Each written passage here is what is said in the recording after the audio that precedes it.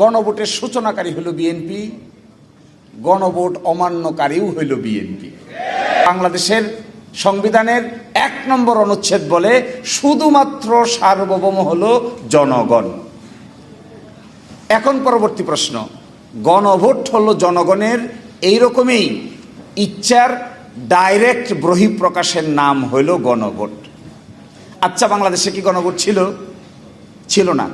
72 সালের সংবিধানে কোনো গণভোট ছিল না। গণভোট আসলো কখন? প্রথম গণভোট আনলেন second proclamation order, 5th amendment order of 1978। Bangladesh সংবিধানের গণভোটের বিধান প্রথম শহীদ প্রেসিডেন্ট জিয়াউর রহমান যোগ করেন, এটা 1978 সালে। 15th amendment, second proclamation, 15th amendment order 1978।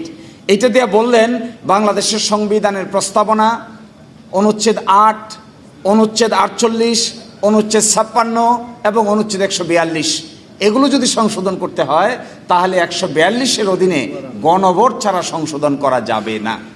এটা যোগ করলেন 1978। কিন্তু ইন্টারেস্টিং, বাংলাদেশে প্রথম গণভোট হয়েছে 1977। সংবিধানে আসার আগে 30 মে 1977 বাংলাদেশের ইতিহাসে প্রথম গণভোট অনুষ্ঠিত হয়। এই গণভোটের প্রশ্ন কি ছিল? আমি এবার প্রশ্নে ঢুকছি।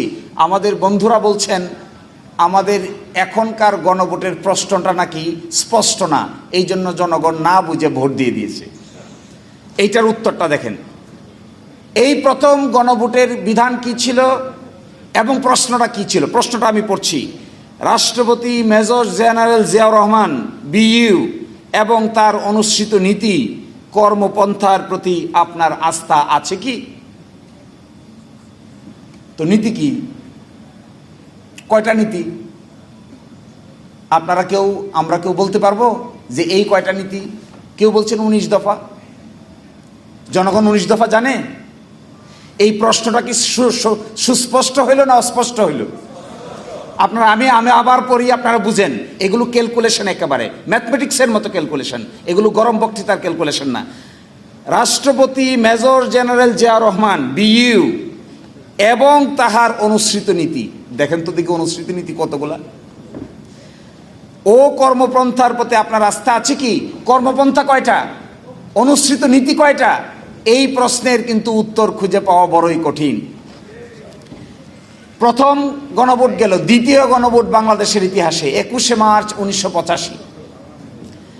এরশাদ সাহেব ক্ষমতায় আসলেন, উনি এসে আরেকটা গণভোটের আয়োজন করলেন।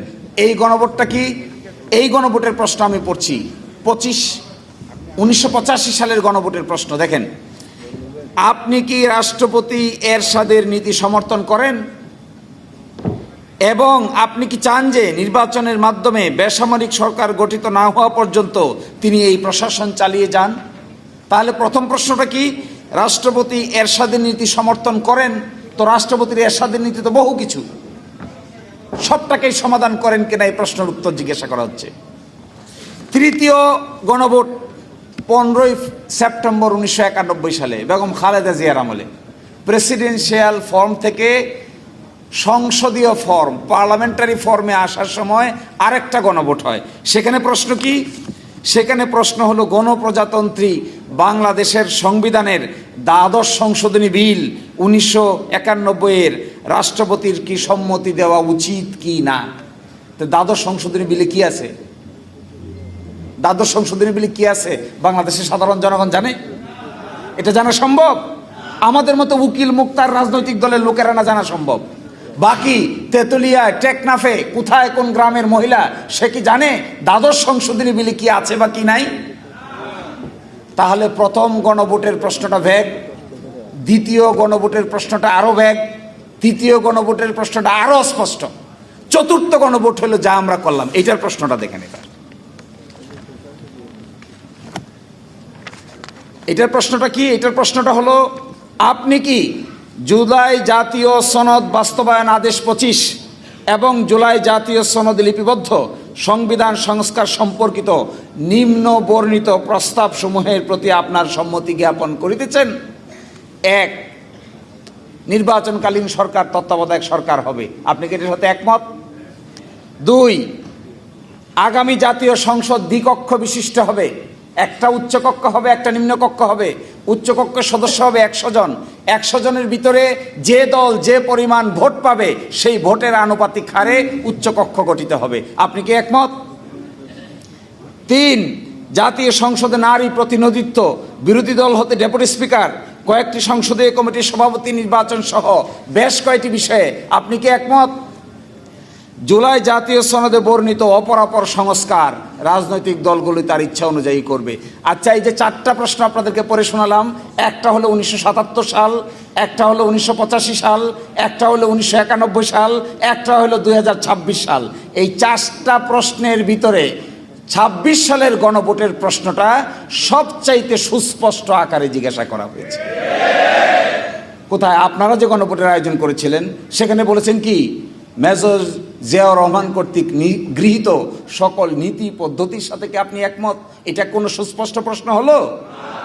85 সালে এরশাদ সাহেবের সঙ্গে গৃহীত সকল নীতি পদ্ধতির সঙ্গে একমত, এটা কি সুস্পষ্ট প্রশ্ন হলো? 91 সালে দ্বাদশ সংশোধনীতে গৃহীত সংবিধানের বিলের সাথে আপনি একমত কি না স্পষ্ট হলো? নাকি তত্ত্বাবধায়ক সরকার আপনি মানেন কি মানেন না এটা স্পষ্ট হলো না? তাহলে যে বলছেন যে জনগণ না বুঝে ভোট দিয়ে দিয়েছে, আমি খুব অবাক হই এদের আর্গুমেন্ট দেখে। এদের argumentative capacity is very poor. কেন জানেন? এখন আমরা যদি বলি বিএনপির 31 দফা না বুঝে জনগণ দানের শীষে ভোট দিয়ে দিয়েছে, কি হবে? কথাটার উত্তরটা কি হবে? এই 4টা প্রশ্নের উত্তর ব্যালটে ছিল না? 4টে প্রশ্ন, এই 4টে প্রশ্ন আমরা যদি না বুঝে জনগণ ভোট দিয়ে দিয়েছে আর্গুমেন্ট করেন, তাহলে 31 দফা জনগণ বুঝে ভোট দিচ্ছে আপনাদের? তাহলে বোঝা যাচ্ছে এই গণভোটের সোর্স হইল সংবিধান, গণভোটের সূচনাকারী হইল বিএনপি, গণভোট অমান্যকারীও হইল বিএনপি।